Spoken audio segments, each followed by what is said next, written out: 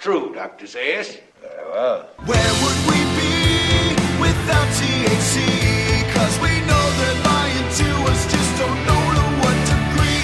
Yeah, where would we be without THC? The Higherside Chat Show, Greg Carlwood and Company. All right, Higherside Chatters, most of us have reached the point in life where we realize how truly nefarious our carefully crafted society really is, as we're dropped aimlessly and ignorant from the abyss into an abusive, fear-fueled system of economic enslavement, forced to endure a decade plus of obedience training just to get us started, on top of endless, finely tuned think tank propaganda, only to be shuffled into a 9-to-5 cycle of exploitation, broken promises, and unrealized dreams, where a non-negotiable portion of our already low wages is taken by force for the puppet master's personal piggy bank and world domination fund. Well, it's pretty much a no-brainer that there's a better way to do things, but in the opinion of today's guest, the best system might be no system at all. His name is Adam Kokesh, and he's a passionate activist and a powerful voice in the libertarian movement. You might have seen his popular show Adam vs. the Man, or read his freely distributed book Freedom, and having completed his lengthy For the Love of Freedom tour not long ago, it's a real treat to have him here. Adam, my man, welcome to the Higher Side. Oh, well, thanks, Greg, but you don't have to say all those irresponsibly nice things about me just to have a good conversation. I appreciate the undeservedly epic introduction. I hope I can do something in the way of living up to that today, and it really is a great honor to have this kind of opportunity for the kind of conversation that you host with this show, to talk about what I care about, which is freedom. For sure, man. I appreciate that. And thanks for coming on. No doubt you're an active and passionate guy. Got to respect that. And just for people who might not be familiar with your background and level of commitment to causes that are important to you, walk us through some of your experiences since this path of activism seemed to have started with your involvement joining the Iraq Veterans Against the War group, up through having enough time in jail to write your book, to where we are now. It's been quite a journey, man. A full-time activist for 9.5 years plus now, coming up on my 10-year anniversary of full-time activism next February. And it started, well, I mean, I could go back to becoming a libertarian in high school when they said, do you want to be a Republican or Democrat? And I was like, wait, no. I don't have to be lame. This is America. I got to have a choice. And they told me there's these libertarians, these crazy people who like to be left alone. And I was a punk kid. So, yeah, leave me alone. Sign me up for that. And I became a libertarian in name only, having gotten the political version of the message of socially liberal, fiscally conservative. But I had gotten this political version of the message. I couldn't really get it just took me a long time to get to the philosophical version of the message. And I feel like that was kind of a point of rebirth for me even. So that's the story. Well, it has to start with that point, but that getting the political message didn't stop me from enlisting in the Marine Corps, volunteering to go to Iraq, having that whole experience. And the reason the philosophical message is so much more important is that it's about ethics. It's about raising the standard of ethics in society. Freedom is what you have when no one is forcing their will on you in any way. So what does it mean to force your will on someone else? Well, when we say don't hit, don't steal, don't kill, it's not unless you're a cop or an IRS agent or a soldier. And I did some terribly unethical things in the Marine Corps in Iraq, if you want to get into that haunt me to this day. Mm-hmm. And it was a 10-year process for me getting out of the Marine Corps. I was a reservist going to college, and I volunteered to go to Iraq, and I brought a pistol back as a souvenir. I bought it from an Iraqi cop, and I got in trouble with that on campus at my college when I was in between activations, basically, and I was getting ready to go back to Iraq in 2006 after graduating from college, and this became a problem where my unit found out about it. And I spent a year, instead of going to Iraq, managing a barracks at Camp Pendleton, mowing lawns as a sergeant who spoke Arabic with civil affairs experience. And so I was just disgruntled enough when I got out to really start questioning things. I mean, people look at me like I'm smart, and it's ridiculous. I mean, I was not just dumb enough to enlist in the Marine Corps, and I want to say just barely smart enough to figure out that it was a racket. But even then, I needed a lot of help to figure it out. I needed a lot of circumstance to put, like, I had to be disgruntled with the Marine Corps. I got busted down from sergeant to corporal the day after they gave me a medal for my time in Iraq. So it was just like this really strange experience for me getting out of the Marine Corps that led me to first question the war. But I moved to DC to get a master's degree in political management at George Washington University. And that's where I found Iraq Veterans Against the War. And getting involved with that was huge for me, especially in the therapy of getting over my combat experience and being able to be surrounded by other veterans and take the evils and the trauma of my combat experience and put it to good use was immensely satisfying and really the foundation of my activism. I fell into that full time, ended up touring all over the country with IVAW, doing a lot of civil disobedience, getting arrested. And then I went through a major shift. It was a sort of break from anti-war activism when I moved back to New Mexico to run for Congress in 2010 as a Republican, as part of the Ron Paul strategy. And I had his endorsement in that. Then I couldn't shut up when the race was over. During that time was when I read Ethics of Liberty by Murray Rothbard. And that was, there's a certain bottom of the rabbit hole that you get to. And I like to say that the only time you're wrong is when you think you're at the bottom of the rabbit hole, because there is no bottom. It just keeps going. Yeah. And I've certainly found that out with my, recent challenges. But there is a kind of bottom of the rabbit hole on violence and politics, which is philosophical libertarianism. When you just understand that ethics is universal for a reason. We don't need to make this exception for government, that when you do unethical things, you get bad results. And it doesn't matter if you excuse it with voting or government or the needs of the many or anything like that. If you violate ethical principles, it is not conducive to human happiness. And I think that's what we're realizing now, is that so much of humanity's misery comes from the institutionalized violence and coercion of government. So that's what I've dedicated my life to working on, one way or another. And so when the race was over, I couldn't shut up. I got a radio show. That was the start of Adam versus the Man, then the TV show, then the independent versions on the internet. And I killed Adam versus the Man when I released Freedom, which I started writing. I can't say I wrote it when I was in jail. A lot of people like to exaggerate that on my behalf, but I started writing it when I was in jail. I had the idea for it when I was in jail for 4 months in DC, and I had a lot of help. I think I was voted in high school least likely to ever finish reading a book. So when people go, "Oh, you wrote a book," hey, well, it's okay. I had a lot of help.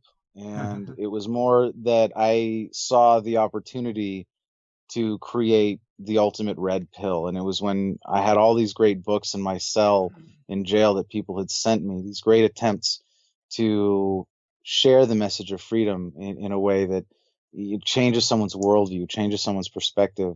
And I thought, we need, the ultimate combination of all the strengths of all of these books with none of their weaknesses. And that's what I set out to do with Freedom. And because I got a lot of help, I think at least we succeeded in creating what today, at present time, and I'm sure a better one will come along shortly, the sooner the better, but what at present time is the fastest way to take someone from zero to I get it, in terms of the nature of government and the nature of freedom, and how we move past this whole paradigm of statism, of central violent control. So I hope that wasn't too long of an answer. No, not at all. Has it been 2 hours yet? Well, also I was hoping maybe you could go into how it was your commitment to activism that landed you in jail for 4 months. I mean, what was the catalyst that got you on the radar of the system that they felt they needed to make an example of you? Oh man, well that's kind of several long stories, but basically it's for loading a shotgun for a YouTube video in the ironically named Freedom Plaza, 2 blocks from the White House. And it started, I suppose, February 2013 when the gun control issue was becoming a big deal. And as someone who's always been a major proponent of gun rights, and I have to say, for the long run, for people who are wondering, how this works in a stateless society with no restrictions on firearms possession, well, on your own property, you do whatever you like. You want your property to be a gun-free zone, you have the right to do that. You want your community to be a gun-free zone. If everybody voluntarily wants that, then hey, you have that right. And in the long run, Well, what if like 5 people don't? well, then on their own property, they're allowed to do whatever they like. You can have a collective as long as there's no violence involved. If me and my 10 neighbors in my tiny little corner of Juniperwood Ranch here say, we sign a pact and we want our area to be gun free and we agree to not allow guns on our property, then that's our business. I wouldn't do that. I would, just to be clear, I would not do that. But I will say, as much as I am pro gun in the present and really indefinitely into the future, in the sense that I would never want anybody's right to defend themselves how they see fit infringed. I would never want anybody's right of self-ownership, the right to do what they want with their own property, infringed by force in any way whatsoever. What guns represent is a tool of preserving value when used in a just situation, where you use them for defense. But obviously, in a perfectly free society, there's no need to use them for defense, because aggression is so decentivized and in so many ways that it doesn't really exist. But more importantly, with technology, I think we're going to render guns obsolete very soon here. I mean, as soon as you have Star Trek phasers that you can set to stun, where if you shoot someone in the pinky toe, it paralyzes them and yet preserves the value of their life, then, in that situation, when we get to that point, if someone invented that today and, was able to make it as cheap as a firearm, and within 5-10 years, it was readily available. If someone came to my gate with a gun on his hip, I'd be like, hey, you're not welcome on my property with that. Like, we'll play with guns, we'll have fun with guns, we'll go hunting with guns. But if you're going to carry a gun for self-defense, that's not really responsible when you have something that's more capable of disabling someone and less destructive, that preserves the value of that person's life. I mean, what if the person was poisoned? Mm-hmm. And in a sense, we already have this with tasers and pepper spray. And personally, I obviously these don't completely add up to the stopping power of a firearm today. And I think for that reason, with today's technology, carrying a firearm is a smart thing to do. And, I've opened, before I became a felon, I would open carry whenever I could. I would concealed carry whenever I was legally comfortable with that. And at some point today, like if you have someone coming after you and a taser and a pepper spray, might not stop them. Yeah, shoot them. Absolutely. 100%. I totally back up your right to defend yourself that way. And that's what I would do. Mm-hmm. But I do think it's somewhat irresponsible, even with today's technology, to carry a firearm and not at least also carry pepper spray or a taser, so that before you escalate to deadly force, and sometimes you might need to immediately, that you have the option to use less than lethal force. But anyway, that rant aside, should we get back to the story? Well, I mean, I knew we were going to kind of disagree a little bit on the gun issue, and I fall into a weird category that I personally really don't like guns or want to be around them, but I also would never want to shackle a person's ability to defend themselves or want to limit a person's ability to have a gun legally. It's just a slippery slope, because, you had this demonstration that I understand was like an open carry on Washington, and I know it's a peaceful demonstration to highlight your rights to be able to do that, but I'm not comfortable with people I don't know being within eyeshot of me, being able to kill me with the pull of their index finger. I mean, you don't have to be on my property to be antagonizing me by loading a gun on the right outside the border of my property, and I consider that to be antagonizing and threatening. It's a slippery slope, and it's a hard place for me to find an actual position. Well, let me give you a little perspective that I've had to embrace that might make it a little easier, because your concern is legitimate, absolutely. That you come to draw certain lines and have some lack of clarity on that is also understandable, because there is a sort of subjectiveness to a lot of these issues that is not often taken into account. I certainly respect where you're coming from in saying, like basically if I want, that you don't want to regulate safety on other people's property on their behalf, right? Like if you think guns are totally dangerous, that's fine, but you recognize that it's still not right in any case for you to come onto my property and point guns of government at me or use force against me in any way to say don't be dangerous, to enforce safety on someone else. But in the bigger picture of someone else being a threat, here's what I think will give you the perspective on this that might help you draw your own lines, if you will, or if you choose to, which is that human life is incredibly fragile. True. If someone wants you dead, you're dead. Human beings live at the pleasure of every other human being on the planet. You're alive right now because no one in your immediate vicinity wants you dead. We're not alive because we have limited our ability physically to kill each other, because you can slit someone's throat, you can choke them, you can poison them. I don't mean to get macabre with this, No. but to just embrace that fact, to acknowledge how fragile human life is to really live in the joy of that mutual respect that is the foundation of humanity, essentially. That we all are a communal species who fundamentally love each other. I mean, it is lots of exceptions, and sure, but when it comes down to it, we are programmed to love and support each other. And if nothing else, if for no other reason than that we have been programmed and designed to be interdependent. So we don't want to kill each other. Even if you take all the flowery, philosophical, loving analysis out of it, you take the word love out of it, just scientifically, biologically, as human beings, we have the power to be so destructive, to be so murderous if we want to be.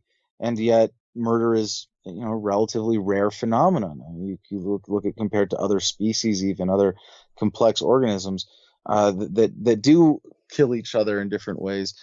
Humanity is not particularly special one way or another. If anything, I think what makes us special is that, having become the dominant species through intelligence, is that we are continuing to evolve with our intelligence to be more peaceful, to be more respectful, because we realize it is more cooperative and in our best interest that way. According to Professor Steven Pinker at Harvard, who gave a great TED talk on this subject, we are living in the most peaceful times in human history. Mm-hmm. You are less likely today than ever before to be subject to violence at the hands of another human being. And so this is where it comes back to my story that, one of the things we wanted to demonstrate was that gun control is a violent policy. And thanks to the raid on my home, I was able to demonstrate that beyond a shadow of a doubt, that when they say, we want to take your guns away, or that, we're going to impose gun control in any way, it means that if you assert your right to defend yourself with firearms, that government will come with even more guns and take them away and lock you in a cage. And that's literally what happened to me. Right. And I'm totally in agreement with the idea that people are manipulated to live in fear, when in reality, not much really happens. Most lone gunmen can be traced back to a power network. Most major attacks are coordinated false flags. So there always seems to be, something systematic at its heart, even though we're told this is all random chaos and you have to be careful because there's just lone nuts out there. I mean, I definitely acknowledge that. But in an entire lifetime, if you were to take a populated area like the mall, if you were to go there every day for 30 years, if 99.9% of people you are with in that room are harmless and decide not to engage in violence with you, it only takes that one person out of 100,000 to fire a weapon inappropriately, kill your loved ones. A lot of people are peaceful, but it only takes one person one time to really ruin someone's life. And are we going to just trust every individual to be responsible with a firearm? I mean, people are dumb. What if some 16-year-old starts juggling guns in a public place? I mean, I know these are kind of extremes, but That does happen. And I just don't want to trust that kind of stupidity. I also don't want to have to go to a national monument and see armed guards with machine guns. That doesn't make me comfortable either. I don't know them just as much as I don't know an individual. But it does make me nervous. What do we do? Like, let's say, just to throw out an actual question for you, what about weapons of mass destruction, nuclear weapons, bombs, Sure. anthrax? So man, it's so many juicy topics you just opened up with that because I kind of want to take this back to the problem of violence in society, Sure. right? Like let's step back from the tools of violence and look at the bigger picture of violence for a second. And if we're talking about moving forward to a stateless society, that is one in which there is no institutionalized coercion in the form of government, then how does this apply to the general problem of violence? Well, first of all, 90% or so, depends on how you want to count it, of all the violence in the world today is done in the name of government. So right away, you eliminate governments, you've eliminated 90% of the violence in society. Now, you have to then take into account, is government preventing any violence? And the answer is not significantly. Because what do police do, after a violent crime? Usually they show up afterwards and write a report. If they make arrests, if they're fortunate enough, they put them through the government punishment system rather than a justice system, which makes it easy for people to get away with things. So there may be some legitimate deterrent effect from government, but in this bigger picture, it's really insignificant because you look at the remaining 10% of the violence in the world that is not committed in the name of government, 90+% of that is at least indirectly caused by government. With the drug war, especially as the big obvious one, I mean, there's so many examples of this, but the poverty as well that is created by government when people are working for their corporate overlords through a system of taxation and oligopoly. Well, yeah, of course, you're going to have people desperate in many, unfortunate situations that lead them to commit crimes of incentive. So I think you get rid of government, right away, you get rid of 99% of the violence in the world. Like, wow, if you really care about reducing violence, we got to be on the same page with the big picture here and agree that we're going to work on the remaining interpersonal violence once we get the big problem of violence out of the way. Fair. But what about the vacuum that might control? How do we know we won't have situations where warlords and mafias and gangs start competing for local territory? Now, that's a good question. Again, still not a reason to not get rid of government as soon as we reasonably can, because, and by that I mean with a paradigm shift behind it, because the question is like, if a doctor says, look, you have cancer and I'm going to cut it out and you're going to be cancer free, you're not going to tell the doctor, well, I don't know, it might come back. Why don't you just leave the cancer there and let it do its thing, right?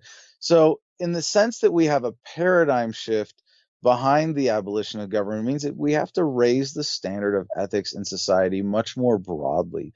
We have to win a certain number of converts to thinking for themselves. I don't feel bad using that language because we're not converting anyone to a dogma. We're converting them to free thinking.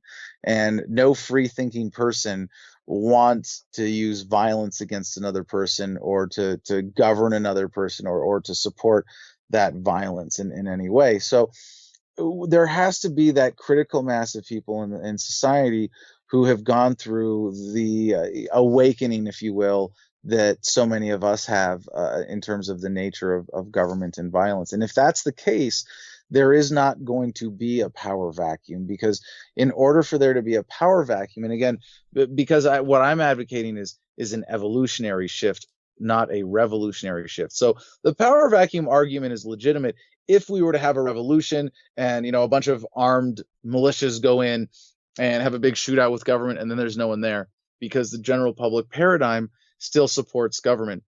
The population will create a new government, or rather new individuals within the general population will take advantage of that and step up and say, oh, you want a ruler? I'll be your ruler, no problem. But if that were to happen after a paradigm shift, after we have this localization of government, not an overthrowing, not a sudden abolition, but localization, decentralization of power, then you'd have to have someone step up and be like, hey guys, remember when we had all those wars and the police state and taxes? Wasn't that awesome? Let's do that again. Because you can't just have a single warlord doing that. It doesn't work. Every system of governance requires a certain amount of public buy-in and general social support. If you don't have an enforcement class of cops and soldiers willing to do violence against peaceful people on behalf of the warlords or whatever the government people are calling themselves, then you don't have an actual viable institution of government. And that's the point, is to take away that viability by taking the support out from underneath it. Okay, so the structure as you want it to be would be underpinned by specific principles and an evolution of sorts. But how do you... Well, like when you said, the best system might be no system at all earlier, I kind of take issue with that language a little bit, because to me the system is the natural law. It is the natural order of harmony and respect for individual rights. It's the imposition of a system. It's like going to a national park, like going to Yosemite and looking at the beautiful environment and how everything is in harmony, and there's a balance in nature, and all the different species are interdependent and successful, and going and saying, wow, this thing is terrible. There's no system here. We need to put a system on this. Fair. It's like, no, there's a beautiful panoply already of natural systems and organic means of interacting that are flourishing without any system being imposed by force from an external actor or central control mechanism.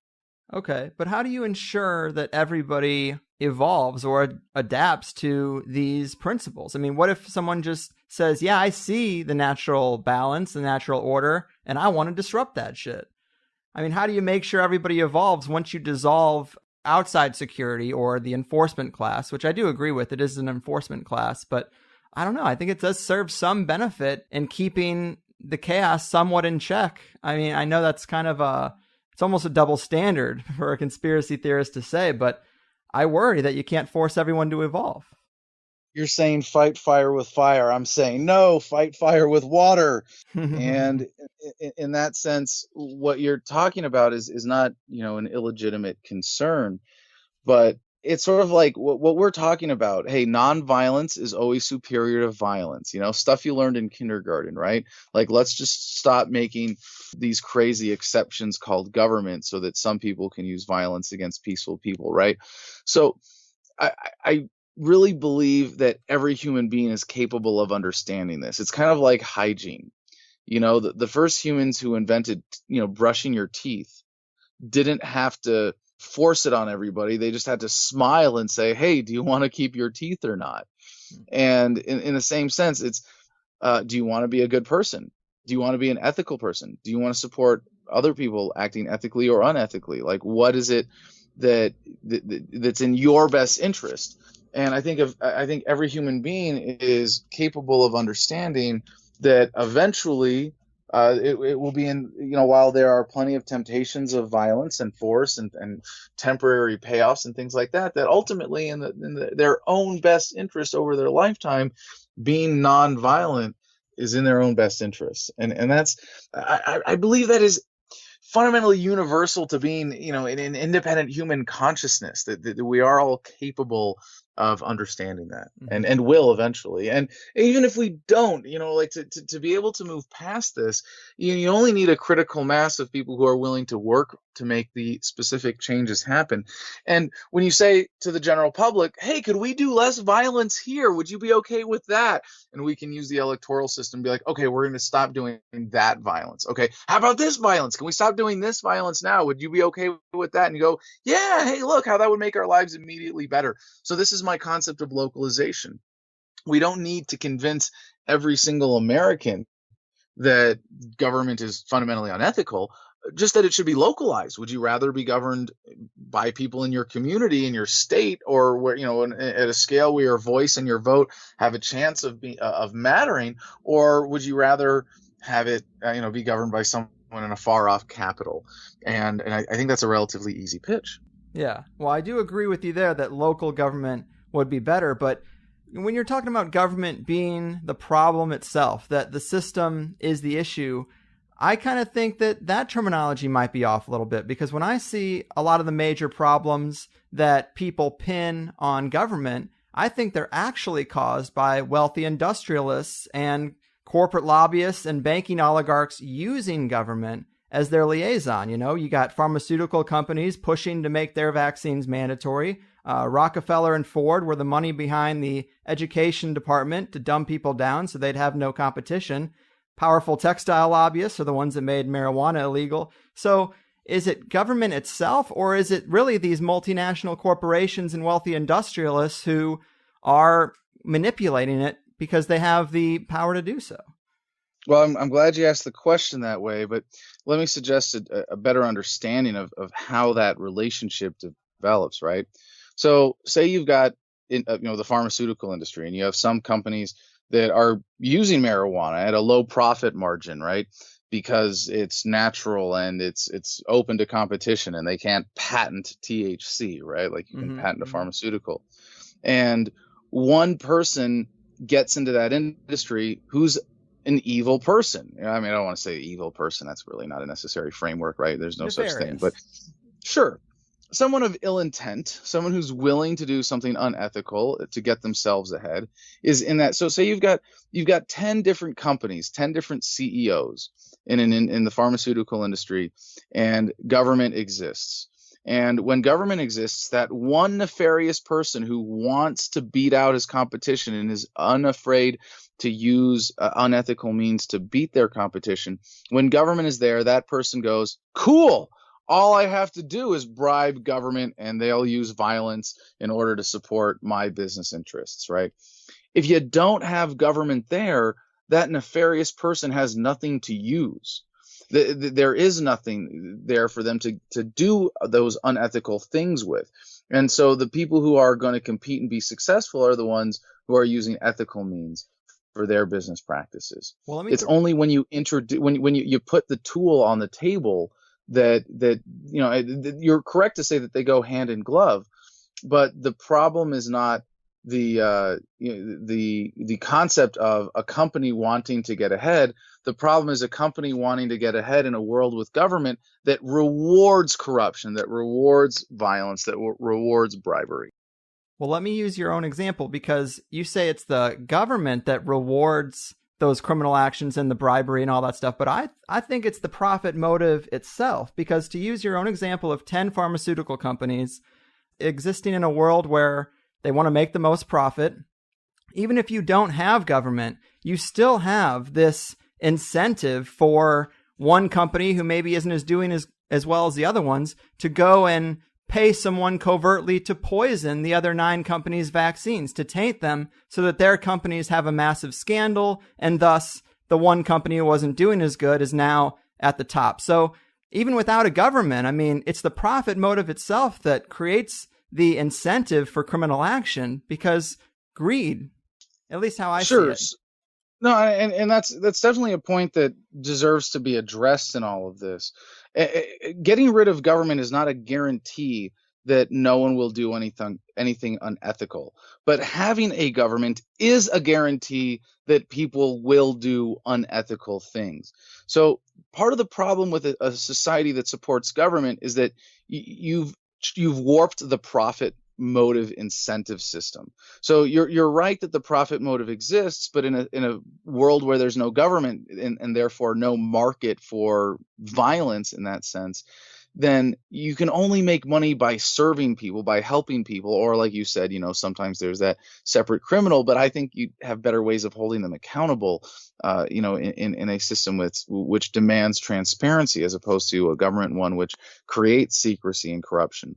So if you have a situation where that is, that profit motive is only responsive to market forces, then that profit motive is properly harnessed to incentivize people to serve others. But when the market says, well, we like the free market, but we also like government to come in and regulate stuff and use violence against peaceful people, and to conduct a drug war and a war on terror and a war on crime and a war on poverty, and we want all of this violence, it means that anybody who's stepping up in any business has to respond to that market for violence. I mean, even if you're going to cut someone's hair, you need a government license to do that. So you have to, if you want to not, if you want to, because the market says, well, if I'm going to get my hair cut at a barber shop, I want a barber who's licensed by government.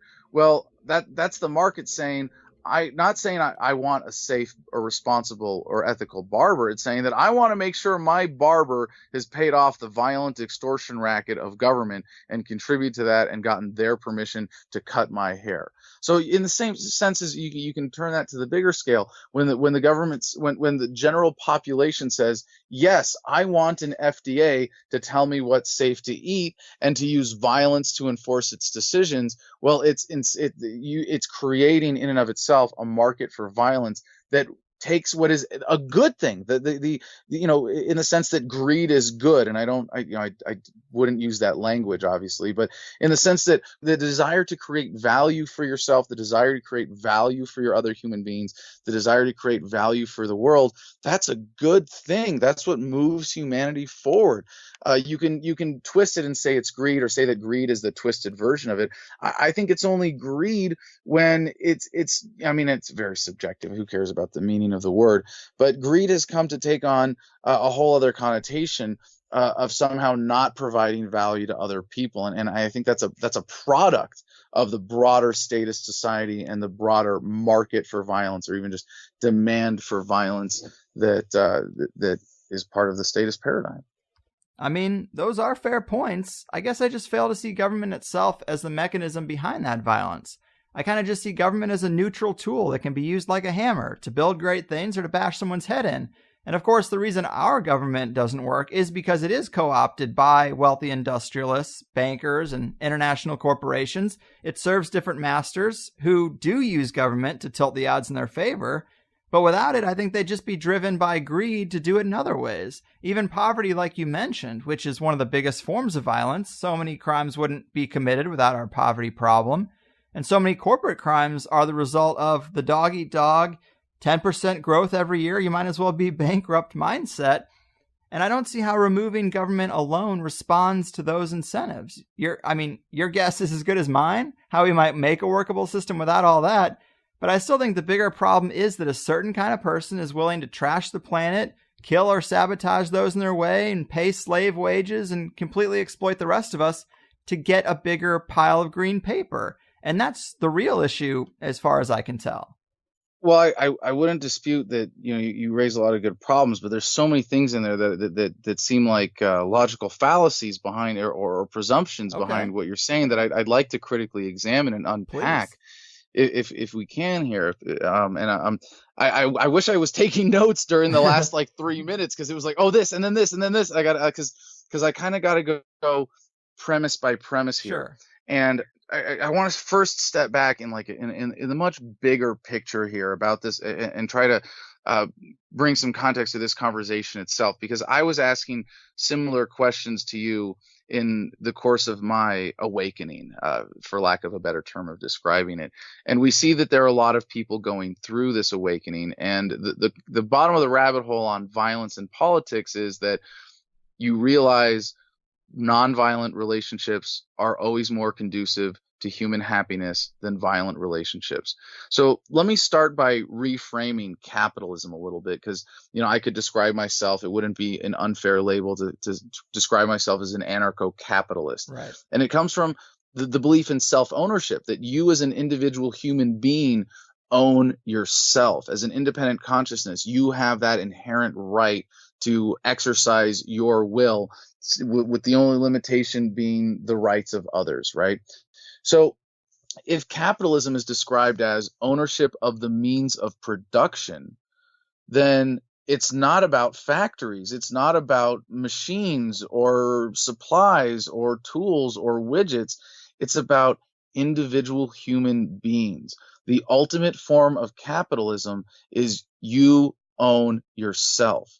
And the ultimate measure of productivity is not widgets or dollars or corporate earnings, but human happiness. It's what you decide for yourself in the pursuit of your own goals. If you want to call that greediness or self-interest or whatever it is, you can put it in positive terms or negative terms.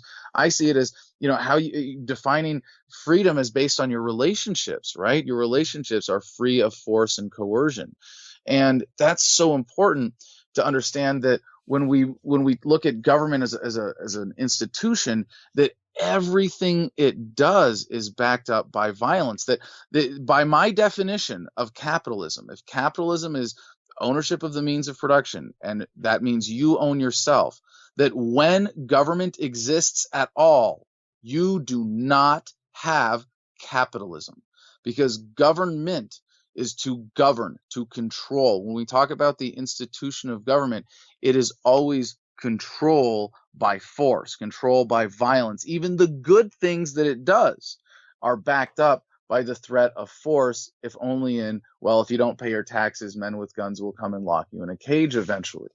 And so, that being said, if government is violence, then that violence can always be shown to hold us back from our natural state of harmony and cooperation. Because in an individual relationship that is voluntary, this is why the philosophy is sometimes described as voluntarism. We believe that all human relationships should be free of violence and coercion. So that if that's the case, we know that any time, it's almost like a law of physics, anytime you have a relationship that is involuntary, it means that someone's rights are being violated and someone's happiness is being compromised. And that's an affront to the natural order of human harmony. Does that make sense? It does. And that was another question I had for you, because you do talk about the fact that all tax is theft and ultimately violence. And I see the philosophical argument there, but can't it be considered a social agreement if we just had more control over where our tax dollars went? I mean, is there any paradigm in which a smaller community could come to you and say, okay, Adam, we're going to need to pool some money together to do some things that we want as a community. Are you willing to give X amount for projects A, B, and C? I mean, isn't there any scenario? Yeah, I'm all for that. No, that's right. Great. I'm all for that. The only point at which I'm against that is when the mob comes to me and puts a gun to my head and says, you better pay your fair share because of the social contract. And I'm like, well, I never signed it. I'm trying to live in peace here on my own. I want my money to go to better projects, or maybe I have a sick relative who needs medical care. I'm sorry, I can't help you pay for your roads. I should have the right to choose what I do with my resources in that situation, rather than having a gun put to my head and have my resources stolen. What if everybody chooses to pass the buck? What if everyone says, well, I don't have enough money. I want to see this stuff done, but if I pull out, maybe all the other people will pay for it, and everybody will have that mindset. What that means is that more important things will get done. So let's look at the roads as an example, right? Without government, who would build the roads? And that's kind of a silly question. I mean, I just built a road here near my property. We know that we can come together and figure out the logistics of that, right? But let's say that let's say that our roads today, and personally, I think that at this point in history, if it wasn't for government, we'd have flying cars by now. But because the government has been subsidizing the oil and gas industry and the automotive industries for so long, that they've stifled decades of innovation. But is it government? But sorry, I didn't want to interrupt you. But is it government who stalled everything, or is it literally oil companies who have owned the government? Right. Sure. I mean, you can describe it either way. So how do we if we get rid of government, that doesn't get rid of the oil companies that are using the government. So how do we dismantle that power? It means that the good oil companies will rise to the top and the bad ones will be put out of business very quickly. But how? But if I may get back to the concept of roads here. So, to answer, because you raised a specific concern about pooling resources and how that happens without violence. And I really do believe that we will pool resources and distribute resources more effectively in the interest of human happiness when we take the guns out of the equation, the force and the coercion of government. So just to go back to the roads, let's say hypothetically that today's roads are really nice. I mean, they're government roads. They're terrible. Like they're dangerous. They're sloppy. There's bad maintenance. But let's just say that today's roads maybe compared to 100 years ago, today's roads are really nice. The government has spent billions of dollars on the roads in America, and we ended up with a reasonably serviceable transportation system. Let's say government wasn't there to tax us to create infrastructure for the oil and gas and automotive industries, and individual communities had to pool resources organically, or gas companies had to compete for our business to support them developing roads on their own. It might be, in your scenario, it might be correct that we are less able to pool resources to build roads. But what if instead of those resources going to build roads, they went to providing medical care for the needy? Maybe that was more important. Yeah. And what government did is create, well, we're a central planner and we need to have roads everywhere, and it's going to be in everyone's best interest. And since you voted for it, we're going to steal from people to make these roads happen. Well, maybe that's causing a whole host of unintended consequences that aren't even visible because, like you said, now we have all this poverty as a result of that wealth being stolen from the American people. Now we have those resources going to the whims of central planners who, in this case, we know are corrupt, rather than going to meet the needs of the people. So, back to your community example. Hey, we need to pool resources to build a library, and we need $100 from every house in this town, and we're going to go door to door, and we're going to put a gun to everybody's head, and we're going to collect $100 to build a library. Well, at some point, you're going to find a guy who's got $100 left to his name, who needs that for medical care to save his daughter's life. And you put a gun to his head and you took it, and now he's broke, and now his daughter's dead. So which you see, there's a balance that is disturbed anytime you introduce violence into the equation and upset the natural distribution of resources in a nonviolent society that would, at least to the best of our abilities, go to meeting real human needs rather than the needs of corruption. That's well said. But is there a punishment or consequence that you think would be appropriate for people who do just want to leech off a system, off of a community, and not contribute? I mean, because you're giving people two choices. Either you can give a certain percentage of your income for this list of communal needs, or you cannot, and there's zero consequence for not doing it because you're hedging your bet that everybody else is going to contribute. And it just seems like you're incentivizing people to be leeches from a system without contributing anything. I think the dirty secret of volunteerism is that no one actually volunteers. Well, it's not volunteerism, it's voluntarism specifically. And you're making several incorrect assumptions in the proposition that you make there. Okay. So let me go back to the library example for a second. Hey, we're building a public library. It's going to be open to the public. If you want to donate, it's going to be open to the public. If you don't want to donate, it's still going to be open to you. So you're correct in that situation in saying that the generosity of the people that do chip in their $100 can be taken advantage of by the people who don't chip in. But in that case, it's voluntary. The people who are sort of in that scenario being taken advantage of are doing so because they want that poor person who can't afford to contribute to the library to still have access to books and knowledge, and for society to be advanced by their having access to that information. But let's say we're making a private library because we don't want those freeloaders. We want a private library where only the people who have contributed their $100 get to use the library. Well, then they have that choice, and the people can decide whether that's what's in their best interest or what's not. So in some cases, do we have freeloaders or not? Well, that's up to the people contributing. So we're giving that choice back to the community, as opposed to today's system, which you talk about government encouraging freeloaders. I mean, hello. Well, right. Woo! Whole other scale of people taking advantage of the system because government gives them that sense of entitlement. Mm-hmm. Yeah, I wouldn't try to defend the current system by any measure, but I just am concerned about this system and some of what I perceive to be the assumptions made about human nature or how people would act. I guess the way to solve this, is there a real world model or example of a working libertarian community? Well, the question is more, do we have any examples of nonviolence working better than violence? And, there was a guy who got murdered somewhere yesterday, and I don't think violence worked well for him. And there was somebody whose hands I shook this morning and said, "Good morning, let's talk business." And it was a good relationship for both of us. So right there, That's all the evidence that you need, because what we're talking about is nonviolence versus violence, not a system versus a different system.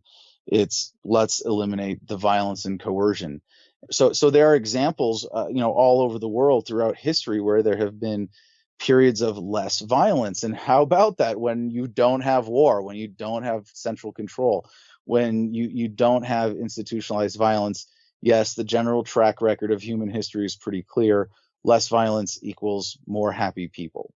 And in terms of how we move forward in this and how we can agree, regardless of whether you have full faith in this, is to make it a peaceful, orderly transition in a way that you can agree with entirely, which is localization. Mm-hmm. Government, even if you believe that government is necessary, and I might even, just to play devil's advocate against myself, I might try to argue that as long as people believe in government, it is necessary. We have to stop turning to violence to solve problems. And then, when we train ourselves as a society to seek the nonviolent solutions before we seek the violent solutions, that would be the point at which government is truly obsolete.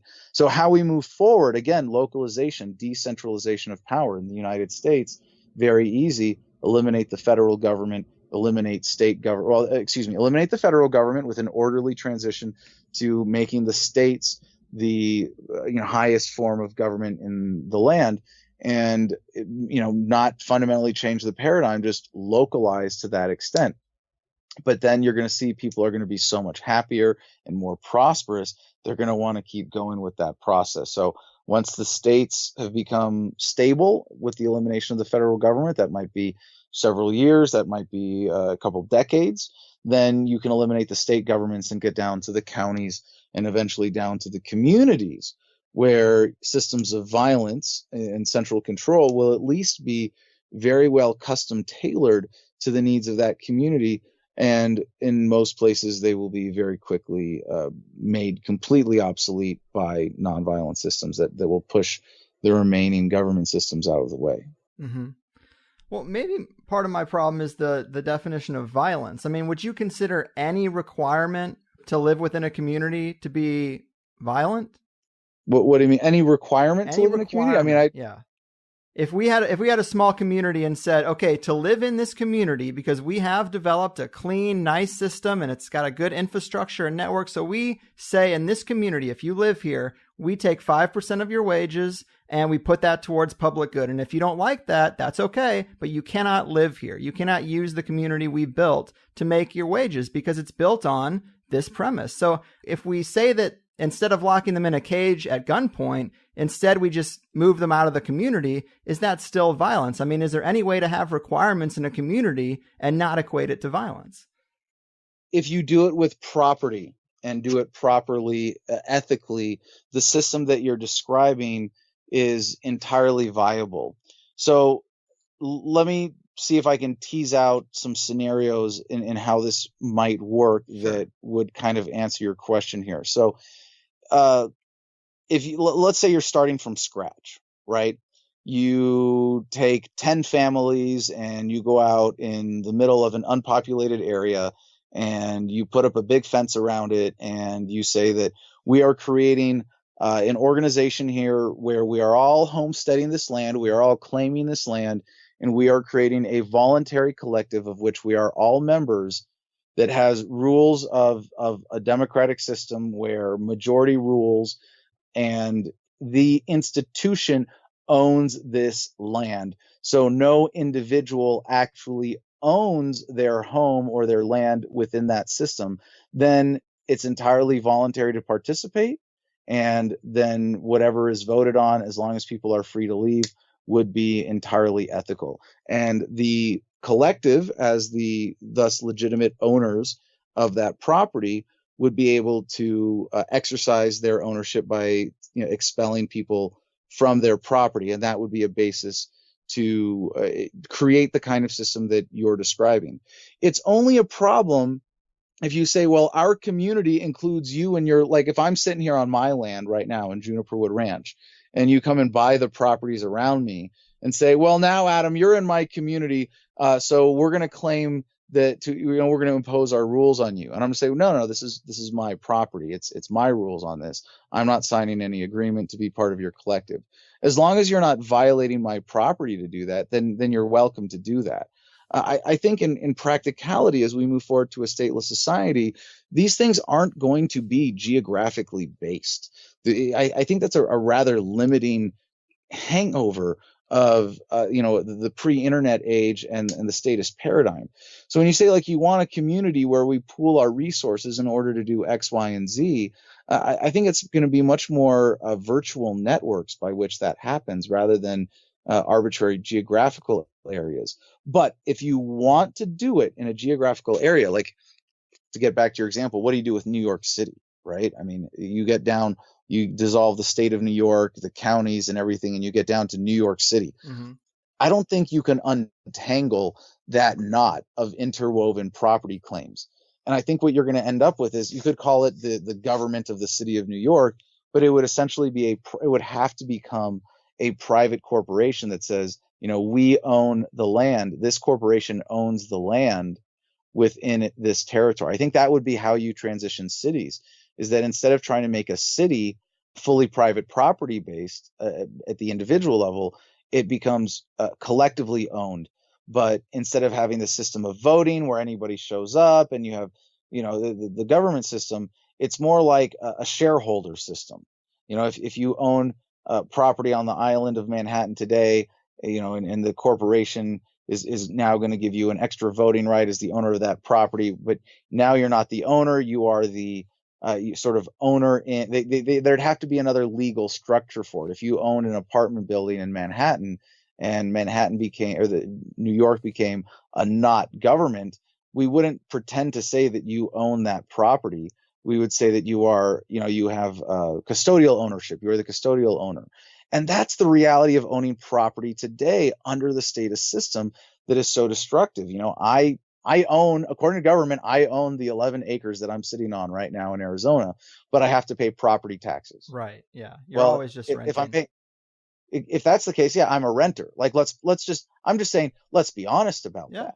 And if you have a system that's honest about that, then you can have a voluntary system that's going to meet human needs better than this, illusion of ownership under a statist system. Oh, yeah. I mean, believe me, that is a struggle I'm having right now because I'm at that point where I'm sick of throwing away $2,000 a month on rent and looking at trying to get into property ownership and then realizing, you never really own that property. Right. So it is. It is better. Well, hey, make the leap, dude. If I can do anything to encourage you, make the leap. Help start this movement of people who are, I mean, for me, this is like from the Ayn Rand novel, Atlas Shrugged. And I'm not a Randian by any stretch, don't misunderstand me, but she introduced a lot of important ideas into the human paradigm. And one of them is this idea of going galt, that, when you feel like you're suffering or in any way limited under a violent, oppressive system, just peacefully, non-violently withdraw your support. Just say, no, I'm not. Because I have a pretty good bachelor's degree. I'm a reasonably smart dude. If I wanted to go play the corporate game and make money and live that mainstream American lifestyle and have toys and pay a mortgage and all that, I could. But I would rather not, live with the guilt once you understand that when you pay taxes, when you pay rent, when you're productive for the system, you're contributing to the violence of the system. I would rather do what I'm doing now and maybe compromise my overall material wealth in order to know that I'm not contributing to violence that's going to make the world a worse place for future generations. So for myself, I bought a piece of land. It's not perfect. I started building without a permit. I'm now working through the permitting process and negotiating a good deal in that, I think. I'm halfway to food independence here with chickens and turkeys and working on, building a greenhouse to have independence for fruits and vegetables as well. And it's it's a process. It's sort of I don't want to say the struggle is more in psychologically breaking free. Like I'm actually sitting in an RV trailer right now. I live in a trailer. I've been living in a trailer for the last 2 years, and I'm living in a trailer on my land while I build a house. And I'd rather be living modestly this way and be living more ethically than the alternative. Very eloquent, man. I appreciate that too. So just to put a finer point on this thing, you did wrap up a tour to gauge support for a 2020 presidential run, and your campaign seems to be based on the question of what happens when a person runs for president only to dissolve the presidency itself. And that is provocative and interesting. Before we go, tell us about the tour and maybe how much support you actually did find out there for that kind of idea. Well, the tour was amazing. And compared to last year's tour, when we were just focusing on the book and we had a lot more time to organize, we actually were still able to, on average, double our turnouts at every event. And that was huge. And people are really enthusiastic about this. The platform is simple. I say that I'm running for not president. And I mean that very seriously, in the sense that the platform is to sign one executive order that immediately declares the federal government of no authority whatsoever, and it includes me resigning from the presidency to be custodian of the federal government, and appoints department heads to each major department for the purpose of dismantling or transitioning that agency. So the only power that I would retain as custodian would be to replace the heads of departments as necessary if they get sick or die or aren't following the preordained plan of dissolution. And some agencies are very easy. What do you do with the IRS? Well, if we're feeling nice, we decide to not cut people's hands off, send everybody home, sell the building, sell the buildings. Not that complicated. Similarly, like Department of Education does not run a single school, does not educate a single child. It's a federal bureaucracy that can simply go away. Department of Veterans Affairs. There's no reason it has to be eliminated as long as we separate it from funding through taxation. So what I would do with the VA is spin it off as a private charity where every single veteran has one share voting right in the VA, and it's allowed to continue as long as it can sustain itself by donations, by the existing use of the hospitals and physical properties that are controlled by the VA. Certain welfare agencies can't be dissolved. They should be localized, and there needs to be a serious, cautious administrative process, if only of handling all the data, from handing it to the federal agencies to the state agencies that would take over those functions in each state. The Department of Defense, huge logistical hurdle. What do you do with the nuclear weapons? I think that's something that deserves a separate program to say, or I should say a separate new department head whose responsibility is to immediately immediately disarm, and as soon as safely possible, dismantle the entire nuclear arsenal. So, there's different things that have to be done with different agencies, but by and large, it's a pretty straightforward process to, how we manage this, to say, well, the federal government is no longer going to be the supreme or the highest form of government. Now it's going to be the states. If anything, what we're doing is saying, look, we can do this the easy way or the hard way. The hard way is we ignore the problems of the federal government. The hard way is that we bury our heads in the sand and pretend that this is just going to go away and wait for the collapse, and then hope that government spares us in its violent death throes as it desperately clings to power.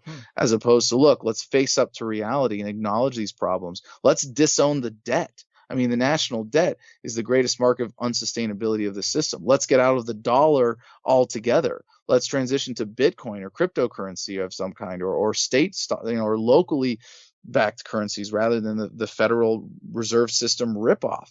So, there's so much else that goes along with this, but as complicated as the process might be, it's still a lot easier than a Roman Empire style collapse. It's a lot easier than if the dollar collapses unexpectedly and, we don't have something to fall back on. So this campaign is not just about the message of the campaign itself, but inspiring people to live more ethically and to go galt in the ways that they can withdraw their material support of government violence. Well said. Man, Adam, when it comes to the analysis of the current system, all its problems, its control schemes and abuses, we couldn't be more aligned. I am just less confident in the whole self-governance model, but I do appreciate your position and your passion for it. Before we really go, remind the people where they can get your free book and get involved with what you're doing if they like these things you're saying. Yeah, well, thanks again, Greg. I really appreciate the opportunity to talk to you and to your audience and to have such a thoughtful conversation about these things. And it's just beautiful to be able to feel how so many compassionate people are applying their intellect like you are to move humanity forward. And it's really an honor to be a part of that. So my website is thefreedomline.com, thefreedomline.com. If you go there, you can plug into everything I'm doing, all the social media, and the book is free there. You can get it in every digital format possible, including the audiobook. So I hope you'll check that out. You can check out my YouTube channel. We recently hit 50 million views and 200,000 subscribers. So the market has spoken. I can be at least moderately entertaining as well on the internet. Check it out. And if you want to get involved in the presidential campaign 4 years in advance, as we're building this organization now, go to the forums and sign up with your contact info. And please join my email list as well there. So thank you very much, Greg. Yeah, you got it, man. Thank you. It's been a real pleasure. Keep fighting the good fight out there. You too. All right, guys. Adam Kokesh. Big thanks to him. Honestly, he was super nice and friendly, and I was a bit of an asshole this episode. I can say that.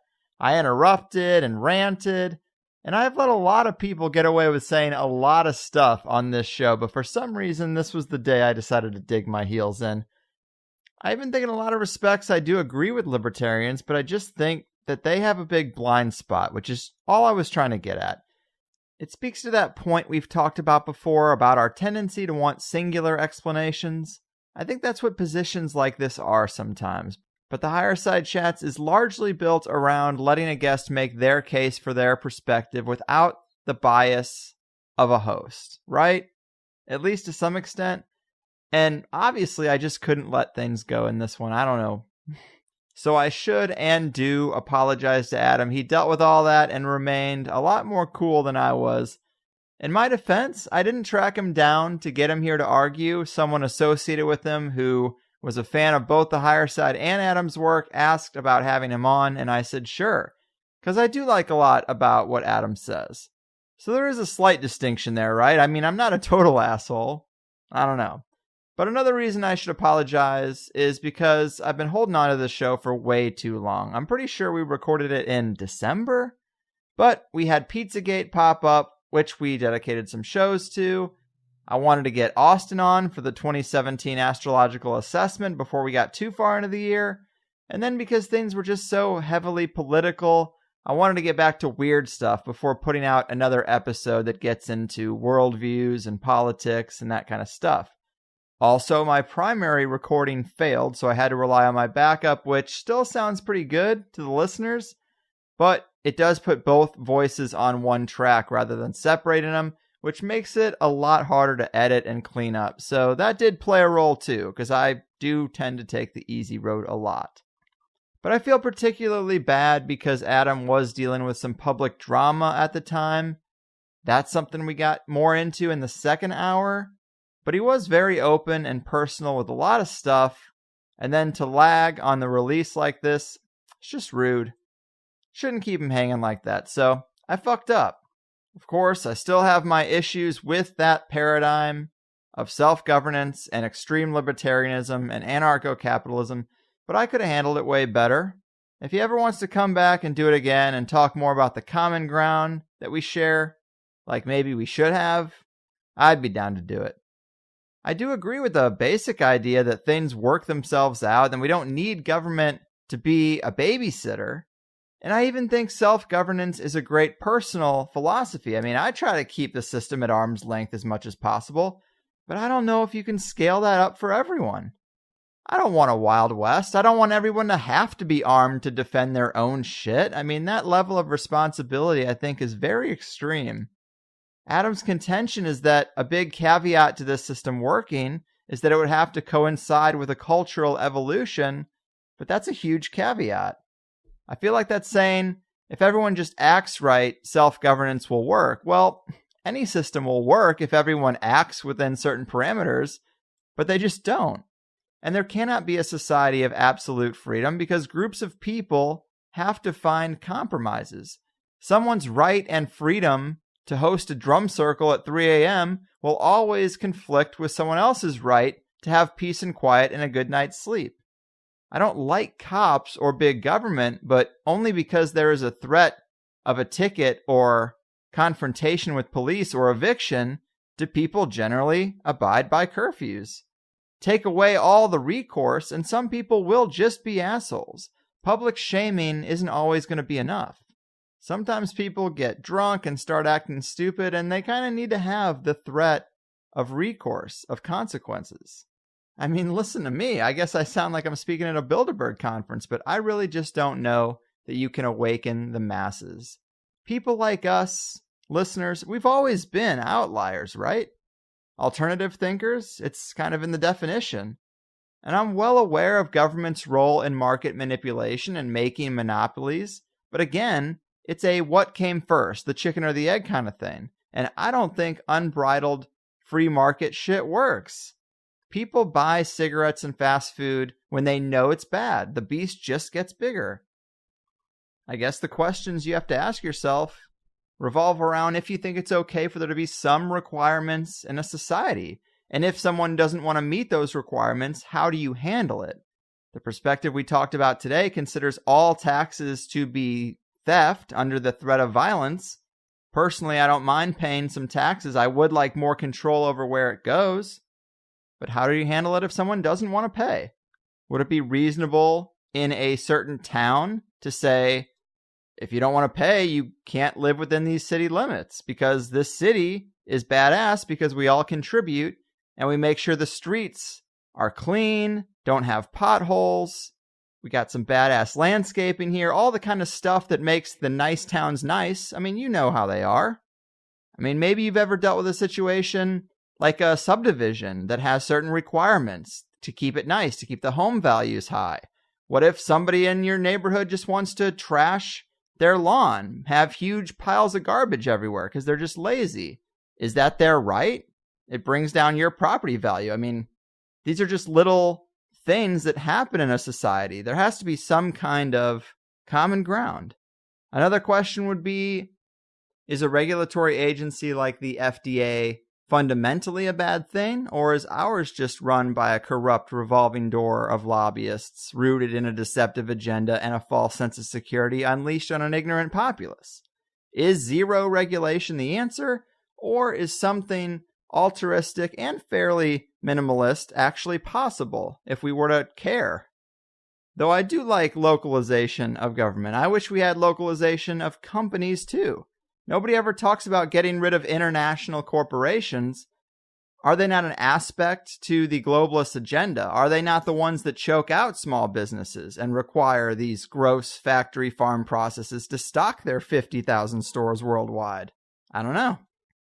I just take that Robert Anton Wilson approach that the map is not the territory and no map is going to cover it all. Meaning, what looks good on paper doesn't always apply to the real world, and no ism is going to cover all situations and make everyone happy. But I don't want to just sit here and make a bunch of points that can't be responded to now that our guest is gone. That's not really fair to keep it going. But I don't think anything that I said would surprise someone who's listened for a long time, whether you think I'm wrong or not. But again, with Adam, we do agree more than we disagree. So I was a bit of a dick today. Sorry, man. I hope people who do agree with Adam will let him know that they enjoyed hearing him on the higher side. I know there are a lot of anarcho-capitalist listeners. Hopefully you see what I've been trying to get at. If not, we can agree to disagree, but thanks for listening. In the Plus show, I was even more of a dick, but also Adam shared some fairly intense personal stuff. We talked about lessons that he learned from his time in the military, industrial, and prison complexes, the difficult challenges Adam's been dealing with in the last year, the true difference between justice and punishment, and how we've been propagandized to confuse the two. A lot of solid stuff, and I really did enjoy his book too. Remember, guys, it is free. So do get yourself a copy of Freedom, and I'll see you next time. I am going to get out of here. Your move, multinational monsters, globalist vampire squids, and out-of-date authoritarians. your fucking move.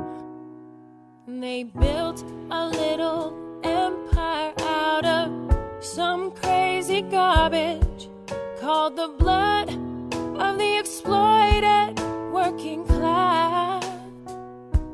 But they've overcome their shyness. Now we're calling them your highness. And the world screams, save me, THC. They destroyed the bonds of friendship and respect between the only people left